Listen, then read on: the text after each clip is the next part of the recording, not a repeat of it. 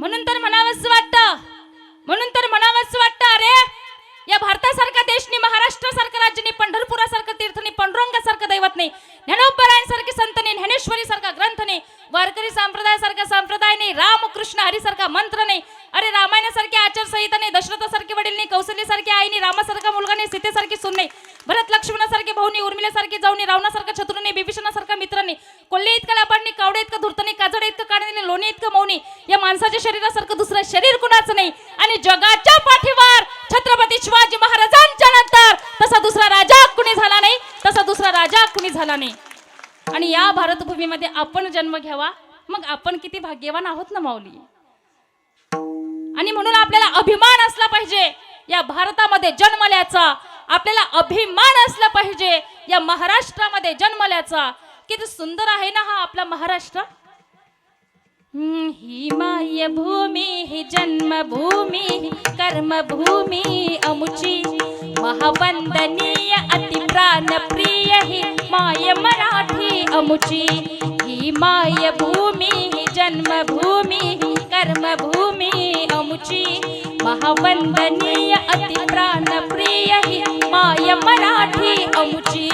हा अमुचा आहे वाडा, ही अमुची आहे बोली, अस्मानी झडके दिव्य पताका भगव्या झडीपटक्याची. महाराष्ट्र भूमी, जन्मभूमी, कर्मभूमी अमुची, महावंदनीय अति प्राणप्रिय ही माय मराठी अमुची. म्हणून आपल्याला अभिमान असला पाहिजे बरं का या भारत देशामध्ये जन्मल्याचा, या महाराष्ट्रात जन्मल्याचा. पण एवढे थोर रत्न, एवढे संत या भारत देशामध्ये, या महाराष्ट्रात होऊन गेले, पण खरंच आपण संतांच्या विचाराने जीवन जगतो का माऊली? आजोबा तुम्हाला सांगू, आज लोकांना, मुलांना बरं का, कीर्तन काय असतं हे सुद्धा कळत नाही. त्यांना कथा माहिती नाही, त्यांना कीर्तन माहिती नाही, अहो त्यांना भगवान श्री राम प्रभू माहिती नाही, त्यांना भगवान श्री कृष्ण माहिती नाही. आणि मोठ्या मोठ्या माणसांचं सुद्धा फार मोठं नवल बरं का. कीर्तन म्हटलं ना तर म्हणतात गप्पा चालू होतात, सप्ताह म्हटला तर म्हणतात आमच्या गावात आजपासून म्हाताऱ्या लोकांचा ऑर्केस्ट्रा चालू झालाय बरं का. आता मला तुम्ही सांगा, या असल्या बिघडलेल्या लोकांना कथा कळतील, असल्या बिघडलेल्या लोकांना कीर्तन कळेल? मी तर असं म्हणते की या असल्या बिघडलेल्या लोकांना स्वतःचं जीवन जगणं सुद्धा कळू शकत नाही. कारण ऐका ना मायबाप, अरे जीवन जगण्याचं साधन जर जे काय असेल ना रे दादा, तर ते संतांचे विचार आहेत, की संतांच्या विचाराशिवाय जीवन जगणं म्हणजे जीवन जगणं नाही मायबाप. ऐका चिखलीवासियांना, तुम्हाला महत्वाचं सांगून जाईल मी. अरे त्या मुलाला आपल्या आईला शरण गेल्याशिवाय त्या मुलाच्या जीवाला पूर्णता नाही बरं का. गंगा सागराला जाईल, समुद्राला मिळेल, तोपर्यंत तिलाही पूर्णता नाही. जीव हा संतांना किंवा देवाला शरण गेल्याशिवाय त्याच्याही जीवाला पूर्णता नाही. म्हणून त्या ठिकाणी संतांचे विचार, संतांच्या पायावरती आपला विश्वास असला पाहिजे. संतांची या पायी हा माझा विश्वास, संतांची या पायी हा माझा विश्वास, संतांची या पायी हा माझा विश्वास, संतांची या पायी हा माझा विश्वास, संतांची या पायी हा माझा विश्वास, संतांची या पायी हा माझा विश्वास. सर्व भावे दास झालो त्यांचा, सर्व भावे दास झालो त्यांचा, झालो त्यांचा. संतांची या पायी हा माझा विश्वास, संतांची या पायी हा माझा विश्वास. सर्व भावे दास झालो त्यांचा, सर्व भावे दास झालो त्यांचा, झालो त्यांचा. संतांची या पायी हा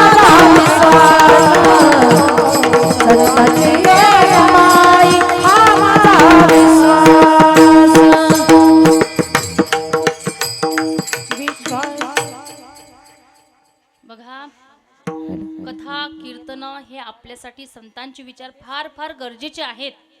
आता काही लोक म्हणतील ताई परमार्थ हा काय तरुणपणी करायचा असतो का? तो तर आम्ही म्हातारपणी करू. पण आपण फार काळ जगू याची काय शाश्वती आहे माझ्या दादांनो?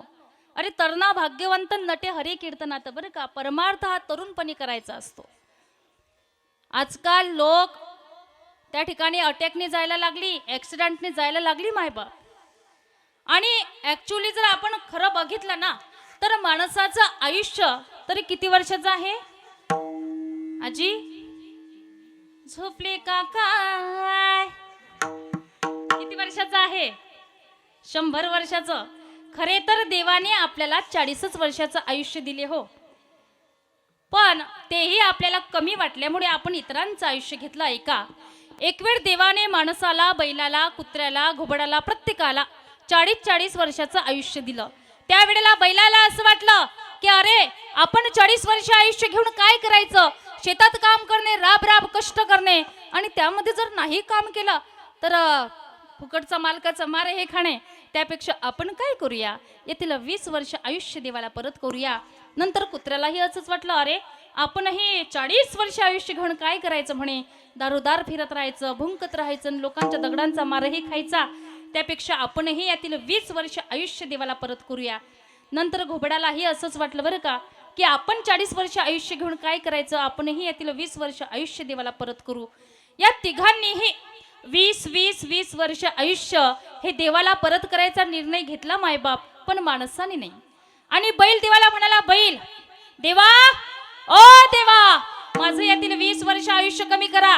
देव म्हणाला, बैला मला एक वेळ दिलेलं आयुष्य परत घेता येत नाही. अरे वाटल्यास तू तुझं आयुष्य कुणालाही देऊन टाक. बैल म्हणाला, देवा माझं आयुष्य कोण घेणार? माणूस तिथं बसलेलाच होता. माणूस म्हणाला, अरे मी घेतो. आणि बैलाने आपले 20 वर्ष आयुष्य माणसाला दिले. आता माणसाचं आयुष्य किती वर्ष झालं मावशी? आपले 40 आणि बैलाचे 20, एकूण 60 वर्ष झालं. नंतर बघा, कुत्रही देवाला म्हणाला, देवा तुम्ही त्या बैलाचं तर आयुष्य कमी केलं हो, पण माझं काय? देव म्हणाला, कुत्र्या तू सुद्धा तुझं आयुष्य कुणालाही देऊन टाक. पण आता कुत्र म्हणाला, देवा माझं तरी आयुष्य कोण घेणार? माणूस तिथं बसलेलाच होता.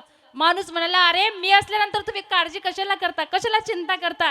अरे मी घ्यायला तयार आहे ना तुमचं आयुष्य, तुझं सुद्धा आयुष्य मलाच दे कुत्र्या. आणि कुत्र्याने सुद्धा आपले 20 वर्ष आयुष्य माणसाला दिले. आता माणसाचं आयुष्य किती वर्षाचं झालं हो?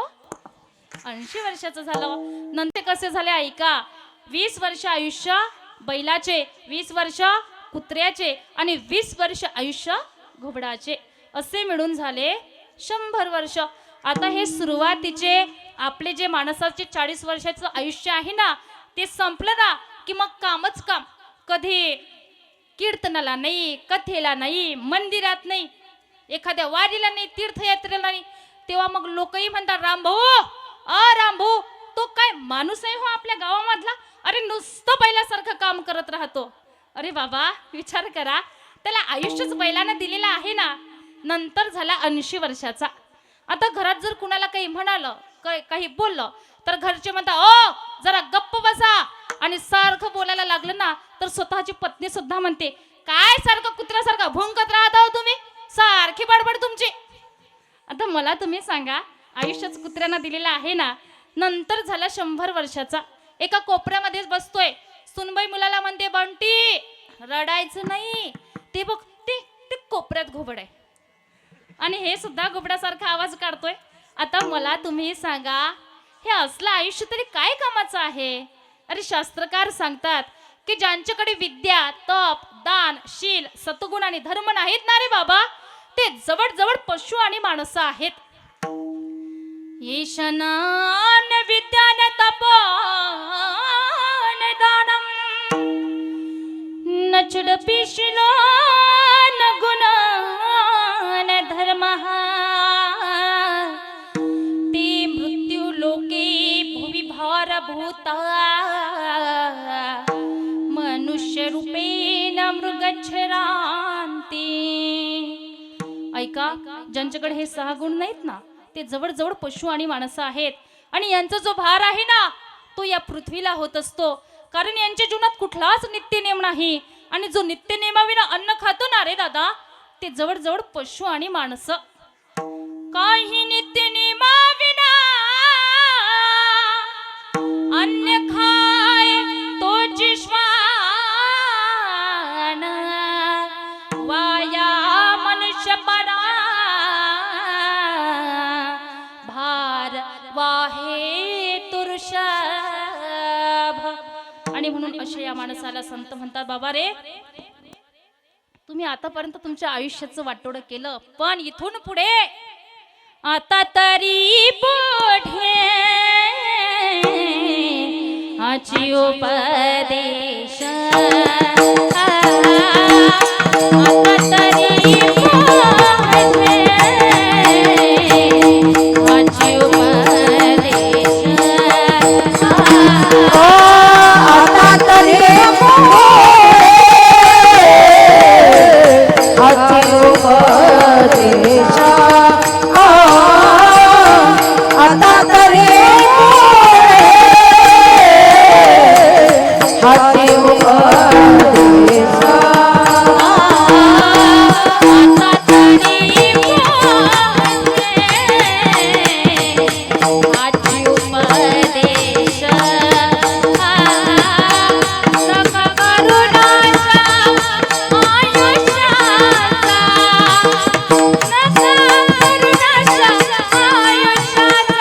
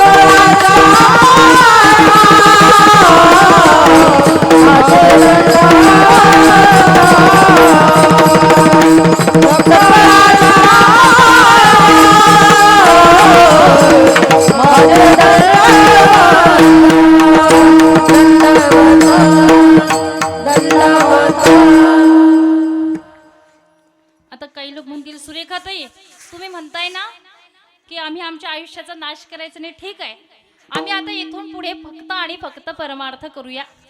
पण ताई आम्हाला एक अडचण आहे, आम्ही आतापर्यंत कधी परमार्थ केला नाही आणि आता अचानक जर करायला लागलो ना तर हे लोक काय म्हणतील, हा समाज काय म्हणेल. पण ऐका मायबाप, समाज कुणालाच चांगलं जगू देत नाही. कुणाला म्हणजे लोक तर त्या ठिकाणी दारुड्यालाही नाव ठेवतात मायबाप, आणि आमच्यासारख्या महाराज लोकांनाही नाव ठेवतात. बरोबर ना ताई? लोकांचं काय घेऊन बसलात.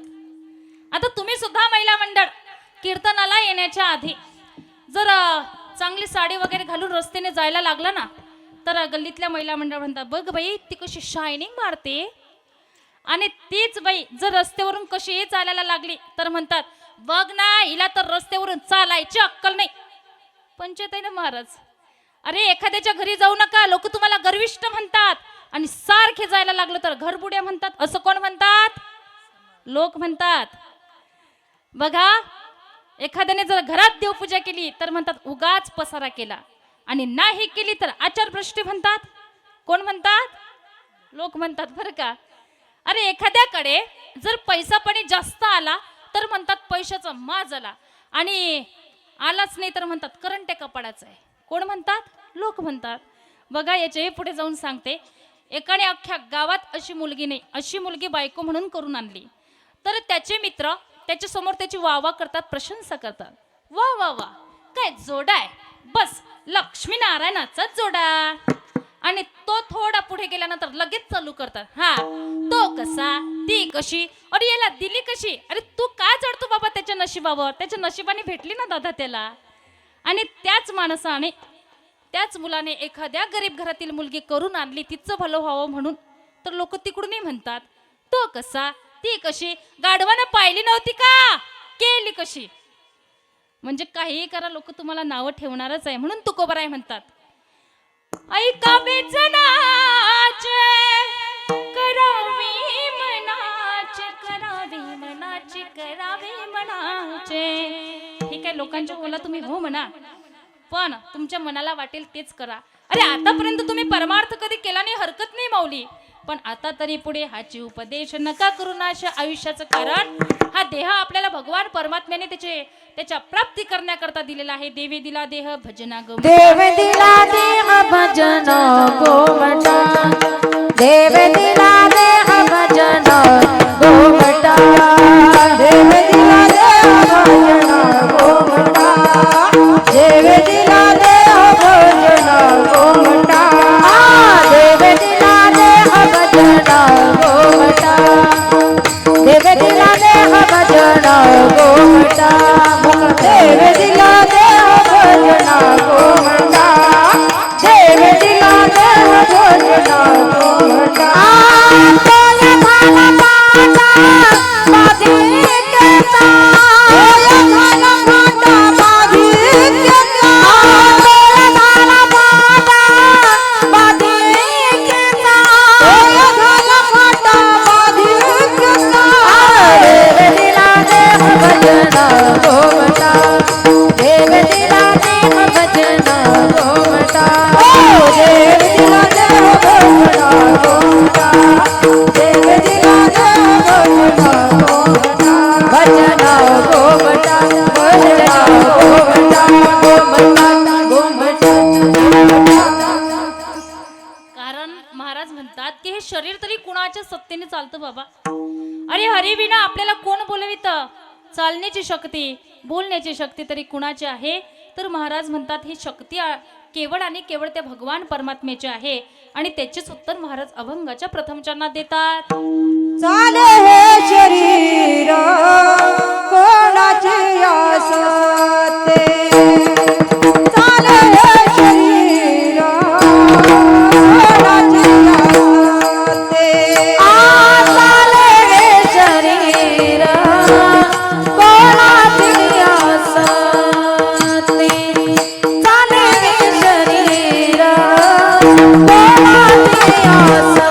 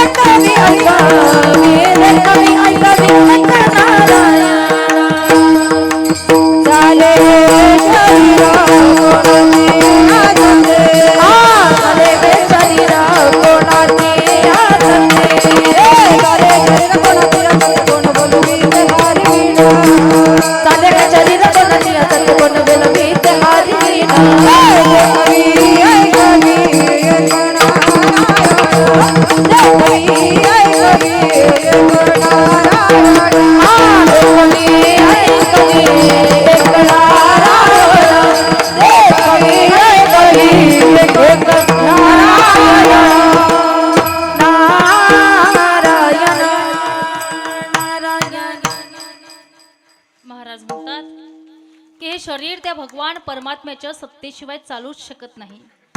आणि ऐका, ज्या वेळेला तो भगवान परमात्मा या देहातून चालण्याची शक्ती काढून घेईल ना, त्या वेळेला खऱ्या अर्थाने आपल्या द्वारात गर्दी जमल्याशिवाय राहणार नाही मायबाप. अरे ज्याचा जन्म झालाय त्याचा मृत्यू हा अटळ आहे. फक्त असं होईल, कुणी आज जाईल, कुणी उद्या जाईल, कुणी परवाला जाईल, पण जाणार नाही असं होणार नाही बरं का. बघा एखाद्या वेळेला, कारण हे शरीर जे आहे ना ते आपल्याला भाड्याने आणलेलं आहे, ते उसनं आणलेलं आहे आणि ते आपल्याला परत करावं लागणार आहे.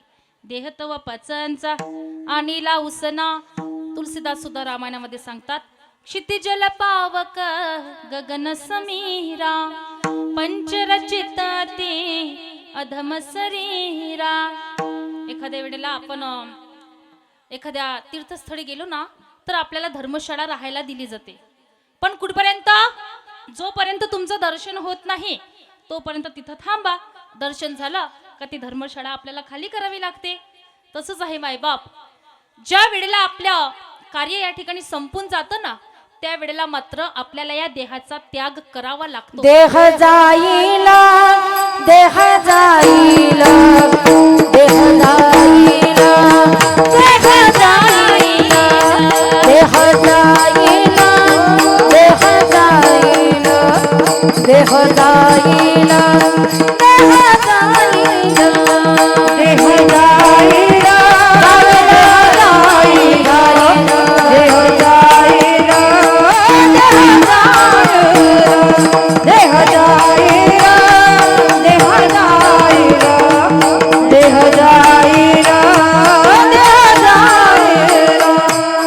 देह जाईला, जसी कालो बाटाईला, देह जाईला, जसी कालो बाटाईला, देह जाईला, देह जाईला, देह जाईला, देह जाईला, देह जाईला,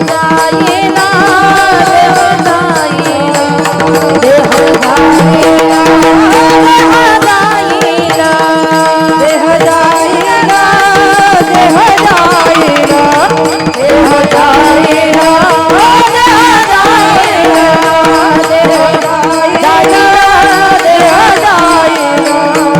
जाईला, देह जाईला, देह जाईला, देह जाईला, बघा, ज्या वेळेला आपल्याला आपला मृत्यू आवाज देईल ना त्या वेळेला खऱ्या अर्थाने आपल्याला जावं लागणार आहे. अरे मौत से किसी की क्या रिश्तेदारी है, मौत से किसी की क्या रिश्तेदारी है, आज मेरी तो कल तेरी बारी है. प्रत्येकाला जावं लागणार आहे.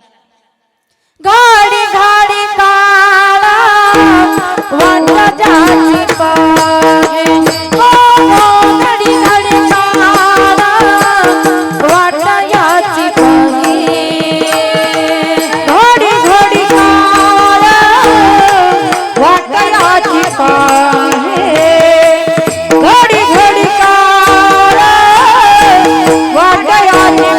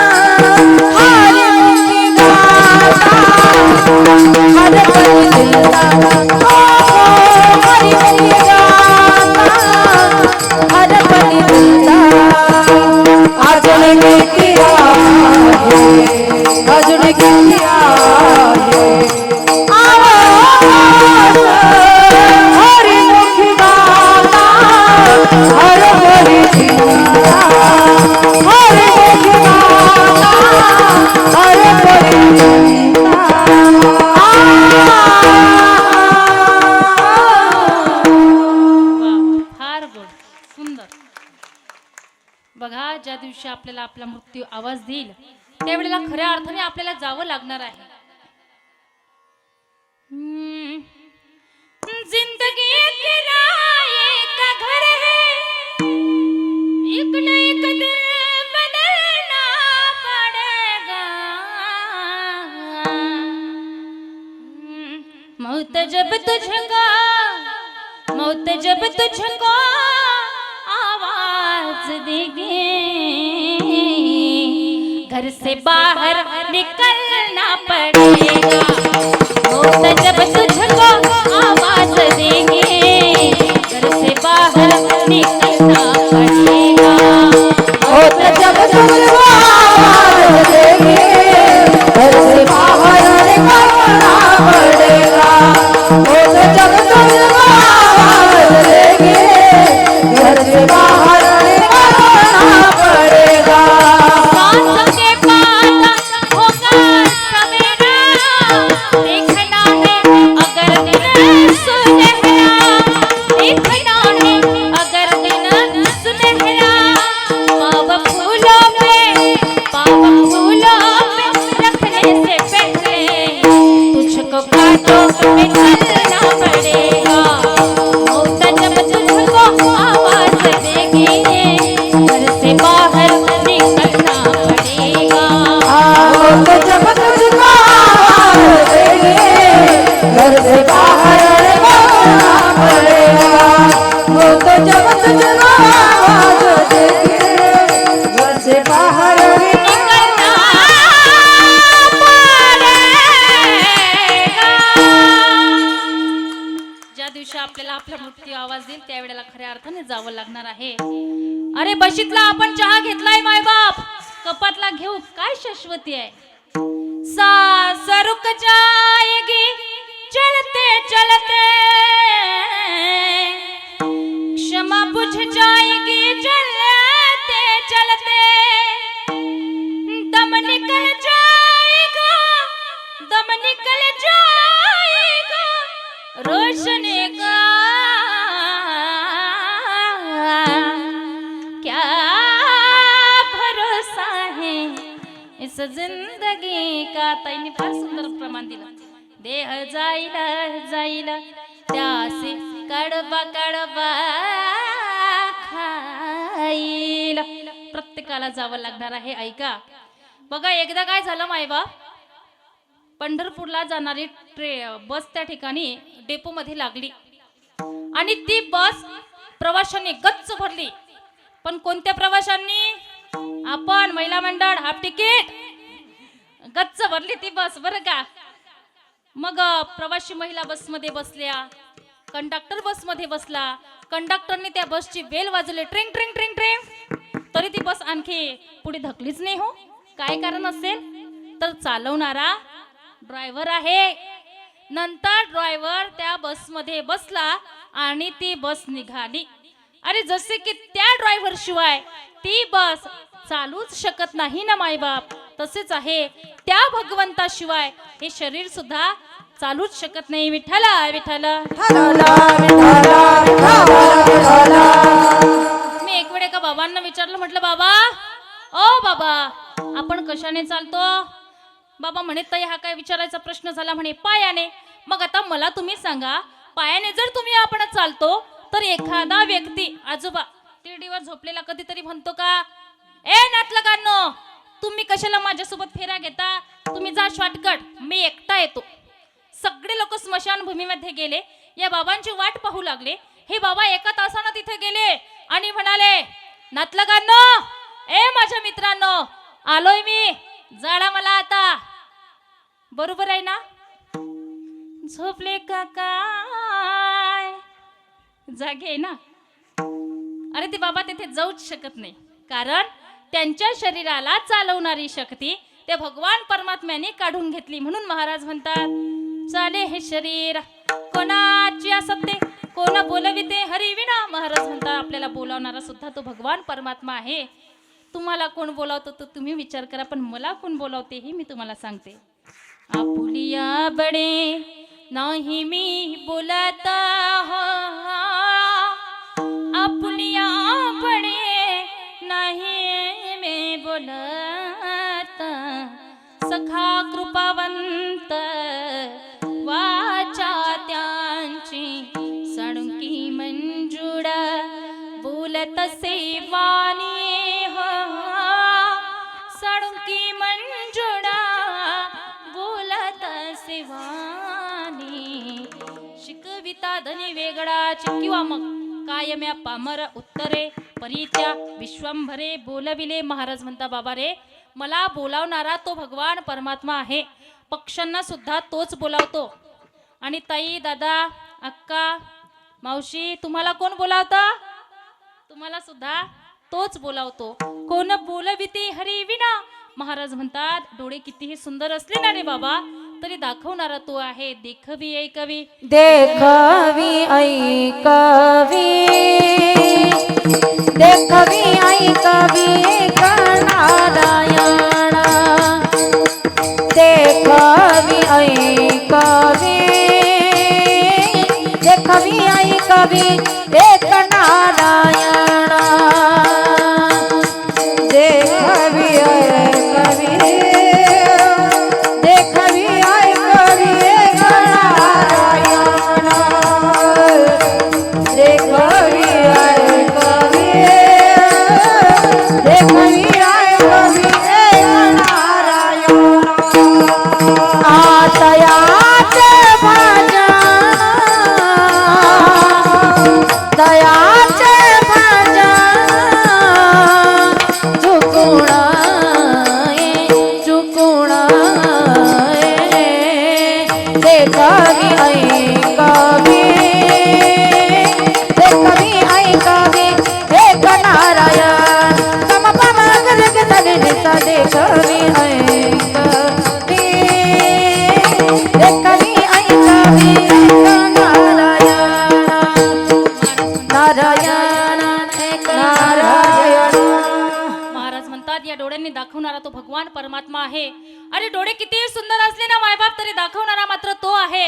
आंधळ्या मनुष्याला आरशासमोर उभं केला काय उपयोग आहे की ज्याप्रमाणे बुद्धिहीन माणसाला शास्त्राचा काही उपयोग होत नाही ना त्याचप्रमाणे आंधळ्या मनुष्याला आरशाचा उपयोग होत नाही. सुभाषितकार सांगतात यस्य नास्ति स्वयं प्रज्ञा शास्त्रान्तस्य करोति किमा लोचनाभ्याम विहीनस्य दर्पण किं करिष्यति. आता दाखवणारा जरी तो असला ना पण आपण काय पाहावं याचाही विचार आहे. काही लोक या डोळ्यांनी चांगलं पाहत नाही आबाजी फक्त आणि फक्त मोबाईल टीव्ही बघतात. पण या डोळ्यांनी ते भगवान परमात्म्याला पाहतील असं काही नाही बरं का. डोळे तुम्ही घ्या रे सुखा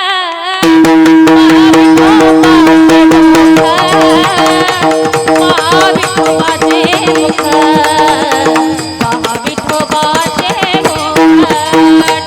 तुम्ही घ्या रे सुखा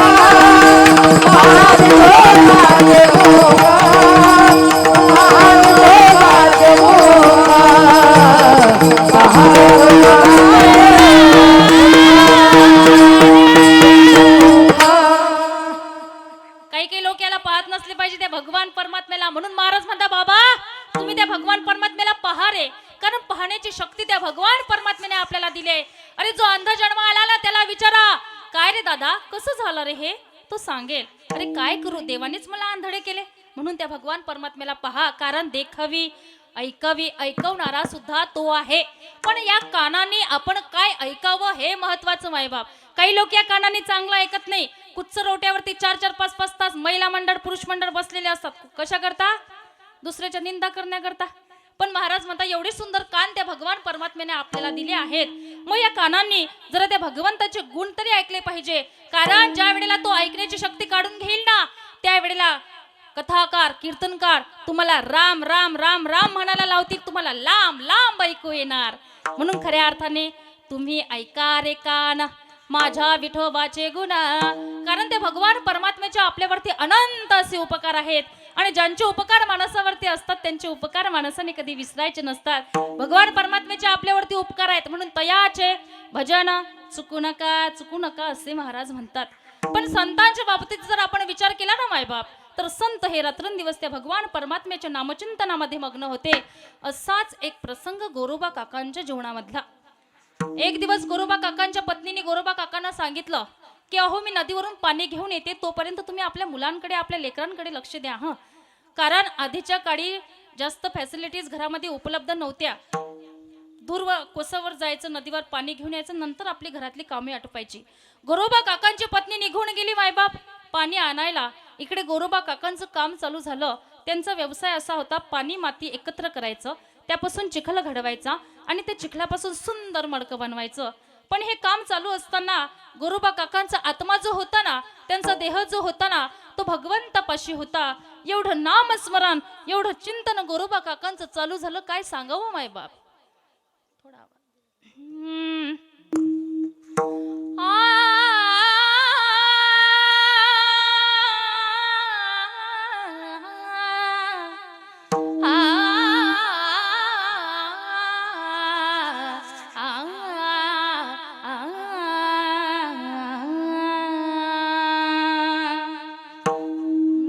बोलावा विठ्ठल पहावा विठ्ठल, बोलावा विठ्ठल पहावा विठ्ठल, बोलावा विठ्ठल पहावा विठ्ठल, करावा विठ्ठला, करावा विठ्ठला, करावा विठ्ठला.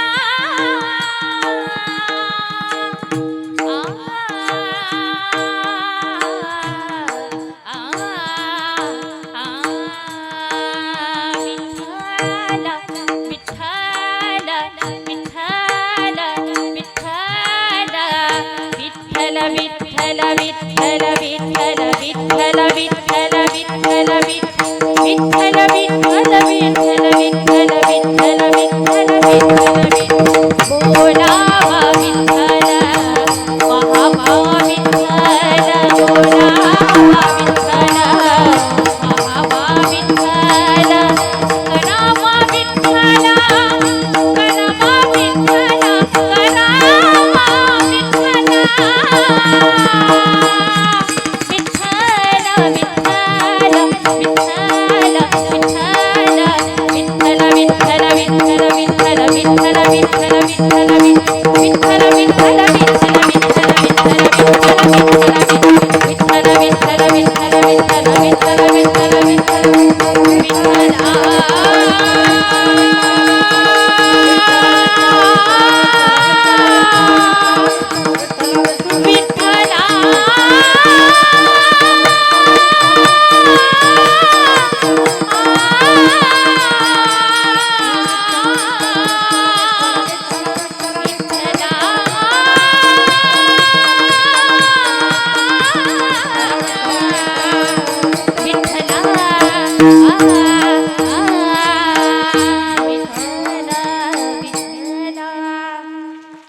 एवढं नामस्मरण, एवढं चिंतन गोरोबा काकांचं चालू झालं की आता आपलं छोटस गोंजिरवाना गोंडस बाळ दुड दुड दुड दुड धावत येईल, आपल्या पायाखाली तुडवेल. जरा हे देहभान गोरोबा काकांना उरलं नाही माऊली.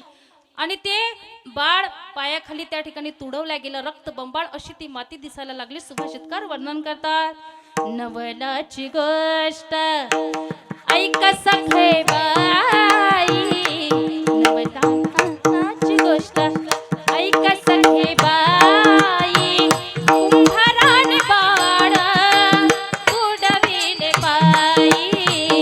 नवलाची गोष्ट हसता खेळता पोपडी बोलात, हसता खेळता पोपडी बोलात, तुडविले बाळ त्यासी शुद्धी नाही.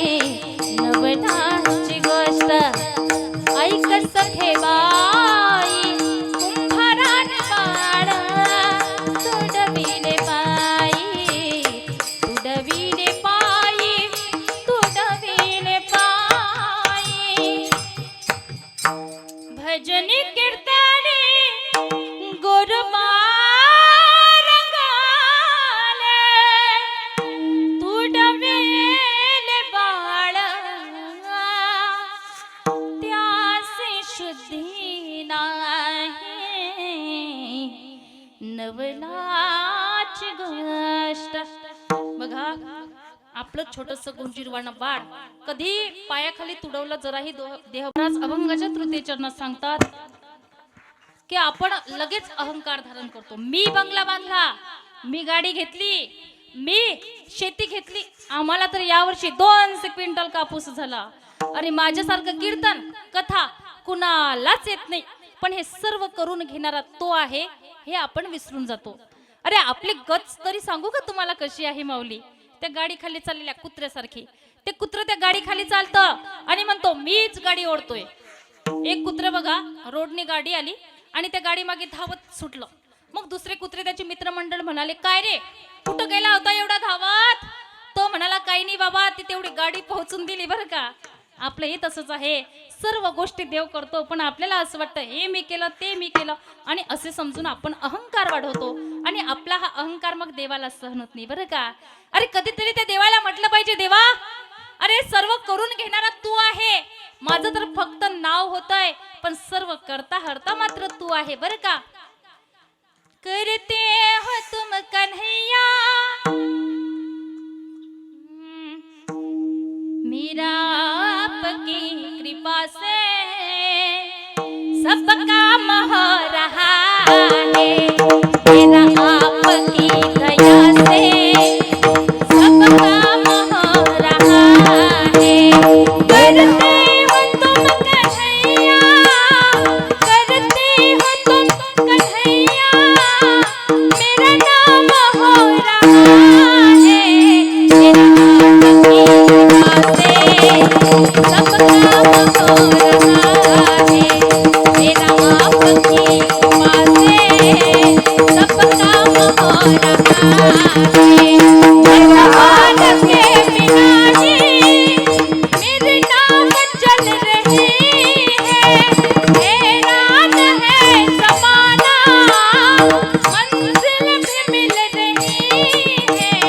करता नहीं मैं कुछ भी, करता नहीं मैं कुछ भी, आराम हो रहा है, मेरा आपकी कृपा से सब काम हो रहा है.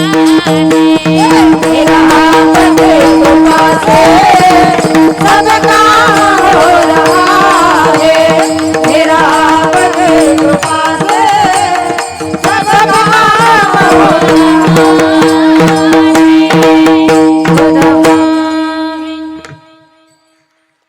बघा म्हणून अहंकार सोडून द्यायला शिका.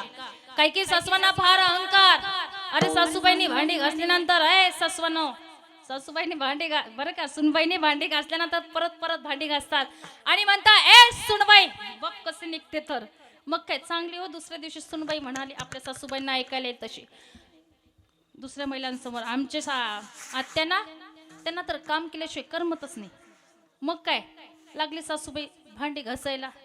म्हातारा सुद्धा विनाकारण मी करतो बरं का. मुलगा म्हणतो आमचे बाबा त्यांना जनावराशिवाय करमतच नाही. फुगला म्हातारा सोडल्या म्हशी नेला चरायला संध्याकाळपर्यंत तिकडच.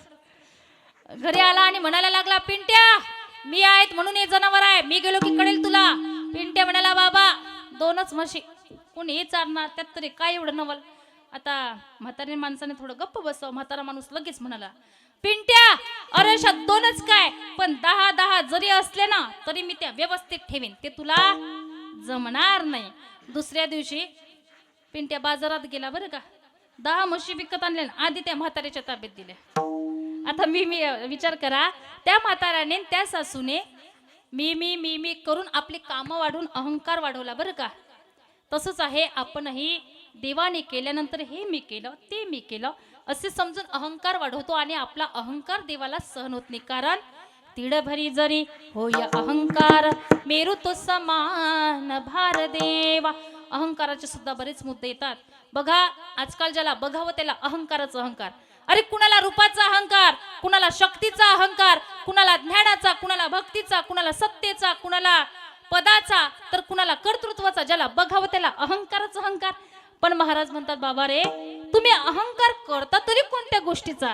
कारण त्या भगवान परमात्म्याच्या सत्तेच्या बाबतीत जर आपण विचार केला ना तर त्या भगवान परमात्म्याच्या सत्तेशिवाय झाडाचं पान देखील हालत नाही, मग अहंकार तरी कोणत्या गोष्टीचा? अभंगाच्या चतुर्थ चरणात वृक्षाची या पाने हले जाची सत्ता, वृक्षाची या पाने हले जाची सत्ता, वृक्षाची या पाने हले जाची सत्ता, वृक्षाची पाने हले जाची सत्ता, वृक्षाची या पाने हले जाची सत्ता,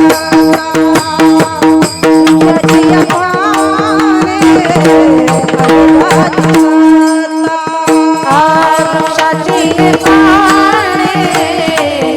हले जाची सत्ता, वृक्षाची पाने हले जाची सत्ता, हले जाची सत्ता, राहिली अहंता, राहिली अहंता, मग कोठे कवी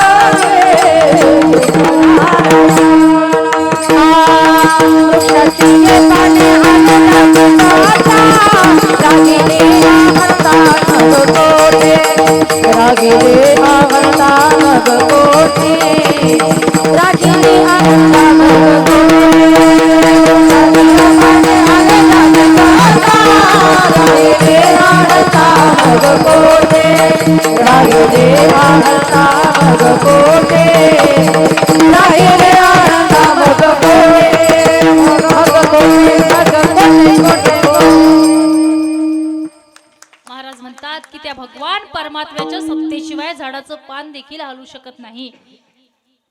पाच तत्वाचा जनिता सकळ सत्ता नायका भगवान परमात्म्याला महाराज तर एका ठिकाणी म्हणता, अरे देवा तुझ्या हातात काय नाही?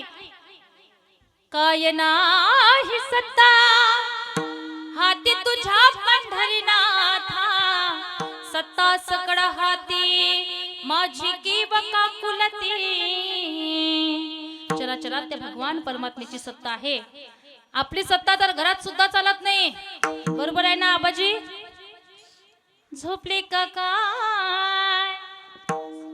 आपली सत्ता घरात सुद्धा चालत नाही. आपल्याला असं वाटतं सर्व घरातल्या आपलं ऐकतात, त्यांच्यावर आपलीच सत्ता. पण आपली सत्ता सांगू कुठपर्यंत? आजी आजोबा आपली सत्ता सांगू कुठपर्यंत? जोपर्यंत आपण घरच्यांच्या मागण्या पूर्ण करतो तोच पर्यंत. पण एकदा का थकलो, म्हातारपण आलं का स्वतःची पत्नी सुद्धा म्हणते, काय हो बाईल म्हणे खारा मरता तरी पारा, नाचले हे घारा थुंकून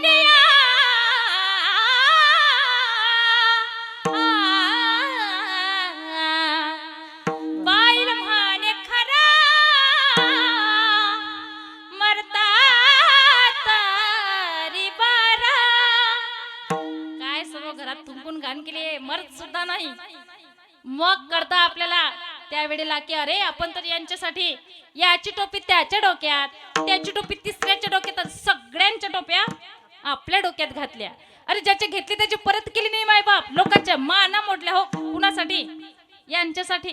आणि हे आपल्याला अशी वागणूक देतात, अशी जोवरी चलन गा तोवरी म्हणती माझा मानिती लान तोरा, देह सुखाची आकादा इंद्रिय मावडणे, आला बागुल आदा कैसा विपरीत झाला, तोची देह नव्हे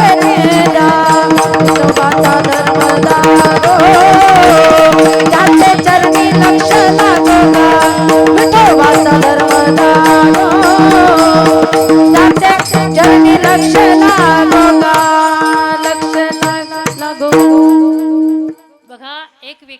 तरुणपणामध्ये करोडपती झाला मायबाप, कधीच त्यांनी सत्कर्मामध्ये दान धर्म केला नाही, कधी कुणाला चहा पाजला नाही, आणि तो व्यक्ती घरात आला ना तर त्याच्या घरामध्ये त्याला सर्व भ्यायचे, सर्व भीत असायचे, लटलट लटलट कापायचे. पण शेवटी काय हो, म्हातारा झाला, आणि म्हातारा झाल्यानंतर माणसाचा एक एक अवयव जावायला लागतो. डोळ्याने दिसत नाही, कानाने ऐकू नये, दात पडलेले, हातात काठी. मग काय याचे डोळे गेले. एक दिवस त्याच्या सुनबाईनी त्याला जेवणाचं वाढून आणलं. मग म्हातारा जेवण करायला बसला. म्हाताऱ्याने पहिला घास घेतला माऊली, त्याला तो घास दुधाचा लागला हो. अरे दुसरा घास घेतला म्हाताराने, खारट लागला. तिसरा तिखट, चौथा गोड. म्हातारा विचारात पडतोय, हा असला कसला स्वयंपाक आहे, ही कोणती सुगरण आहे. पण त्या म्हाताऱ्याला हे कळत नाही माऊली की हा सर्व नातवांचा उरलेला काला आहे. पण एक दिवस कळालं हो, रडायला लागलं.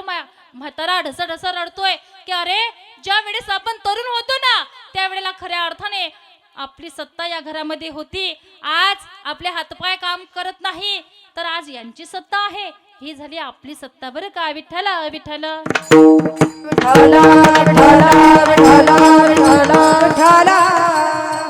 आणि खऱ्या अर्थाने सांगू का मायबाप, मुलांचं कसं आहे, जोपर्यंत आई वडील त्यांच्या कामी येतात ना तोपर्यंत ते आई वडिलांचा सांभाळ करतात. पण एकदा का त्यांना म्हातारपण आलं ना का वृद्धाश्रमात ढकलून देतात, लाथा मारून घराच्या बाहेर काढतात. पण हात जोडून विनंती आहे माझ्या दादांनो, मी तुमच्या बहिणीसारखी आहे, तुम्ही तुमच्या आई वडिलांची सेवा करा गड्या. कारण भक्त पुंडलिकाने काय केलं हो, आई वडिलांची सेवा केली. तुम्ही सुद्धा तुमच्या जीवनामध्ये आई वडिलांची सेवा करा. अरे आई वडील आपल्याकरता हाडाचं काढा आणि रक्ताचं पाणी करतात, पण त्याच आई वडिलांना आम्ही एक दिवस विचारतो, काय हो आई बाबा, काय केलंय तुम्ही आमच्या करता. मला तुम्ही सांगा, एवढे उपकार आपल्या आई वडिलांचे आपल्यावरती असतील तरी सुद्धा जर तो मुलगा आपल्या आई वडिलांवरती परत फिरत असेल तर मला तरी असं वाटतं दादा, त्याने कितीही दिवस कथा आणि कीर्तन ऐकली ना तरी काहीच उपयोग होणार नाही. अरे माय बाप केवळ काशी तेने न जावे तीर्थासी. आपली संस्कृती तरी काय आहे, मातृदेव भवा पितृदेव भवा आचार्य देव भवा अतिथी देव भवा. आणि त्यांचेच आई वडील आज वृद्धाश्रमात राहतात. आणि जास्तीत जास्त वृद्धाश्रमात राहणाऱ्या कोणत्या आई वडिलांची संख्या असेल ती आहे शिकल्या सवरलेल्या लोकांच्या आई वडिलांची. मग काय घेतलं तरी काय आम्ही आमच्या शिक्षणातून. एखाद्या वेळेला जा त्या वृद्धाश्रमाला भेट द्या, विचारा त्या खितपत पडलेल्या आई वडिलांना, आई बाबा तुमचा मुलगा काय करतो हो. त्यावेळेला सांगतील ते आई वडील की दादा ताई आमचा मुलगा ॲडव्होकेट आहे, आमचा मुलगा डॉक्टर आहे, इंजिनियर आहे, टीचर आहे, प्राध्यापक आहे, प्रिन्सिपल आहे. पण त्या वृद्धाश्रमात खितपत पडलेला एकही वृद्ध जोडपू तुम्हाला असं नाही म्हणणार माऊली का आमचा मुलगा अडाणी शेतकरी आहे. कारण शेतकऱ्याचे आई वडील कधीच वृद्धाश्रमात पोहोचत नाहीत. हे वस्तुस्थिती आहे, हे वस्तुस्थिती आहे. कुणाचे पोहोचतात मग शिकले सवरलेल्या लोकांचे. मग काय घेतलंय तरी काय आम्ही आमच्या शिक्षणातून. बघा एक वेळचा प्रसंग असा आहे की विद्यापीठाच्या कुलगुरू पदासाठी निवड करायची होती. त्या निवड समितीचे अध्यक्ष डॉक्टर APJ अब्दुल कलाम होते. डॉक्टर माशेलकर सुद्धा त्या निवड समितीमध्ये होते. एक एक उमेदवार यायचा, एक एक विद्यार्थी यायचा. डॉक्टर APJ अब्दुल कलाम त्या विद्यार्थ्यांना एकाने एकच प्रश्न विचारायचे, काय हो तुमचे आई वडील काय करता, तुम्ही तुमच्या आई वडिलांना सांभाळता का. माशेलकर म्हणू लागले, काय हो कुलगुरू पदासाठी निवड आहे, काही शैक्षणिक संदर्भातील विचारा, काही राजकीय आर्थिक संदर्भातील क्षेत्रातील विचारा. हा काय प्रश्न झाला का कलाम साहेब की तुमचे आई वडील काय करतात, तुम्ही तुमच्या आई वडिलांना सांभाळता का. त्यावेळेला ऐका माय बापा, डॉक्टर APJ अब्दुल कलाम त्यावेळी कडाडले की अरे माशेलकर तुम्हाला सांगू की जो मुलगा आपल्या आई वडिलांना सांभाळू शकत नाही तो मुलगा हे विद्यापीठ काय सांभाळणार. बघा खऱ्या अर्थाने आई वडिलांची सेवा करा गड्या, तुम्हाला जीवनामध्ये कशाचीच कमी पडणार नाही. माँ बाप ही ना खुश है तेरे बेकार सारी कमाई है, ए लाख नहीं ये हाँ कहे, इस बात को मत भूलना, हर बात को तुम भूलो भले, माँ बाप को मत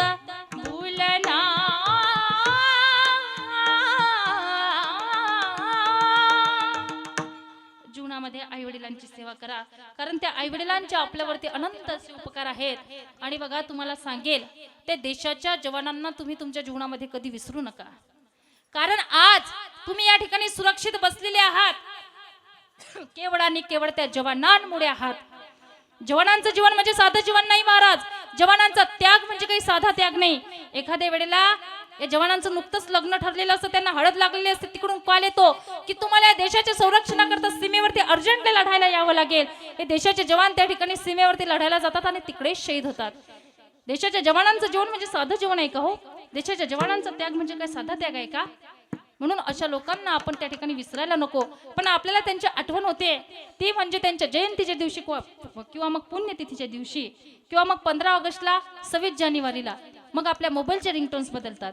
सारे जहां से अच्छा हिंदुस्तान हमारा हमारा, हम फूले फूले हैं इसकी, ए गुलसिता हमारा हमारा, सारे जहां से अच्छा. पण आपण ते वीरांची आठवण नेहमी काढली